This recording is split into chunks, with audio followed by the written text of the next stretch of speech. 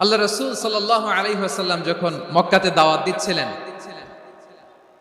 মক্কার কুরাইশরা নানাভাবে বিষ্ণু ঈসা ইসলামকে কষ্ট দিচ্ছিল, নানাভাবে ট্যাগিং করছিল, মিথ্যা অপবাদ দিচ্ছিল। কখনো কখনো তারা বিশ্বনবীকে বলছিল মিথ্যাবাদী, কাযযাব।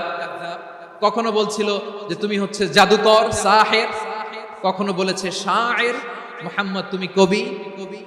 কখনো বলেছে কাহেন, মুহাম্মদ তুমি গণক। এবং কখনো বলেছে মুহাম্মদ তুমি হচ্ছে মাজনুন, মানে পাগল। আওয়াজ করে সবাই পড়ুন নাউযু বিল্লাহি মিন যালিক। তাহলে বিশ্বনবীকে মৌলিকভাবে এই 5টি অপবাদ দিয়েছে। আমার কলেজা টুকরা সিলেটের ভাইরা, বিশ্বনবীর ব্যাপারে মিথ্যা অপবাদ মৌলিকভাবে দিয়েছে কয়টি?